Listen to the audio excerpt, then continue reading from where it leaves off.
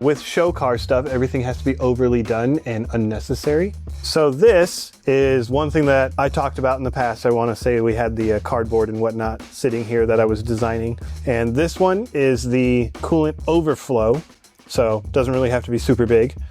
This one is the breather box for the engine. So we've got little stuff in there, essentially just wire mesh and whatnot to collect any oil. It's got a drain underneath it. This one has the inlet underneath it for the overflow from the coolant system. This is the drain out of it when it overfills. We got some sight glasses, that way we know if it gets too high or if it's at least at a proper level. And then yeah, this is this side. So now we have to do the other side. So I'm going to take this one out and I'm going to show you essentially how this side started after cardboard, because everything starts with cardboard.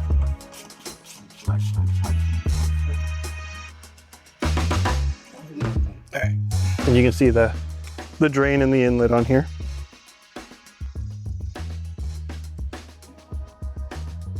But this is now what I have to work with. Essentially I have all these pieces that we cut out. I actually went to Dave for this one. And so we're just gonna be piecing everything together. I do have to do a little bit of adjustments just because some of the holes that I cut, I forgot how big they were. So I just kind of guessed and I was wrong. Other than drilling some holes and then welding everything together, that's pretty much the process of this thing. This one's going to be for the brake master and the clutch master.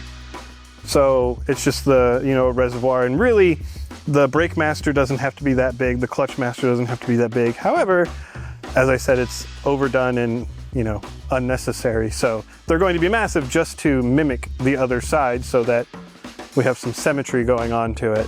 It's a lot of welding, but I like welding, so it'll be fun. So I'm here, my gas is not. Dude, seriously? I ran out of welding gas, so. Idiot. This is where I've gotten, so these gotta go on, I gotta tack these together and then do some final welding. I'm gonna be tapping these for the little sight glasses that we do. I've already, I had to do like some denibbing on these to get the bungs for that. And then these are 1/8 inch NPT bungs, and those are for the bottom. That way we have a drain to the clutch and then 2 drains front and rear for the master. So since this is going to be a drag car and a show car, I don't need to do any kind of intricacies in the brake master reservoir or the clutch master reservoir for like slosh. The other thing too is there's going to be more than enough brake fluid in there for slosh. So the chance of them losing fluid, the car would have to be upside down. This one is definitely going a lot quicker than the other one, because I figured it out. The only thing that is definitely different is I'm going to have to bend this piece. So because I made the angle for the strut tower, I had to design it so that this is essentially how far apart the bottom is from that. And then I bend this piece and it'll twist underneath. And essentially that's what I did with the other one. It has a bend through the center of this. So that side goes down, this side goes in a little bit too, and it just clicks on and is happy. Next, we're gonna be finishing the shroud on the radiator, putting the fan on, and then don't worry, we are nowhere near done. There's still a lot more to come. This is the first one that we did, and it's all sit there. I got the lines up there and routed how we want them for the breather box and all that stuff. And then I finished the one that goes on the driver's side for the brake fluid and the clutch fluid. That one should be 100% identical to it. So there's gonna be 2 things that we're gonna do in the future, which is we're either going to do a tumble polish on these, or we're going to powder coat them. Just depends on how we're going to, what we're gonna do with the bay and all that other stuff. I do like the raw look, except for with like me handling them, and also the sheet that we got, it wasn't scratch free. So there's little scratches here and there on that. And for the build, we want everything to look as nice as physically possible. So they're going to get touched up in some way or the other.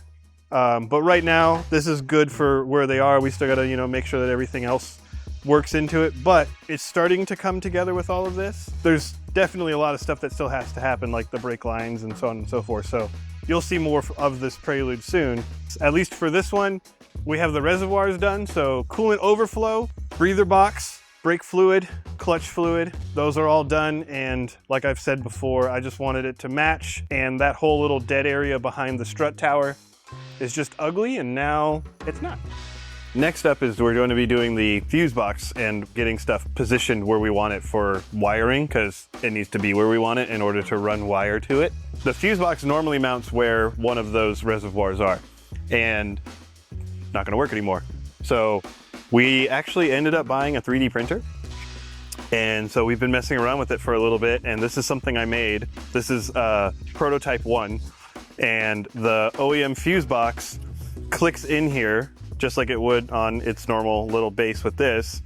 And this I made so that you can like trim one of the factory mounts off of it and it'll hold, so that it clicks in, it's got the 3 points to hold it, and then these 2 points actually bolt onto factory holes underneath the dash. And so it's in the glove box. So glove box, fuse box. And so I did have to trim out some of it, but the fuse box is rigidly mounted in there. One of the bolt holes is actually one that holds up the glove box back there. The other one is back here on the HVAC box. And then the nice thing is, you can still get to all the fuses. So I do have to run the 2 power wires, and they're going to get a little trimming piece right here. But those are the only 2 wires that come out this side. The other wires are underneath. And if you remember on the box I just showed you, it has a little half circle, and that's where the wires come out of it. So I'm gonna take this back out. I'm gonna route the wires under, and we're gonna have to figure out what we have to do to get the wires ran up to here, and then the starter and the alternator wire, well, battery and the alternator wire are gonna go onto that. So I'm really excited with that because, yeah, I am not good with computers, but I made that. I wanted to show you how this looked and how it went together, because 1, I'm really proud of it because I don't do this. And 2, like, this is how we got it, because I had to actually get one from a junkyard, so they just cut it out of the car. But these are the tabs that would be like on the stock one. And then this one I actually trimmed and made so that when it slides in, it'll taper itself. And this is the piece that I cut off for it. So the wires will come out this hole like this. And then we'll line up those pieces. And then on this side, we'll just turn it around for you. You'll see right here. So that starts to line up there. It shoves it to the side. That's all pushed down. Nice where it should be. That one locked in.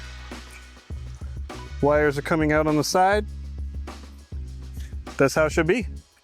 Next thing is just these 2 wires. Thanks for watching. There's definitely a lot more to do, like routing the wires for this, the brake lines, and everything else we have to do with the car. If you like what we're doing, like, subscribe. We'll see you again.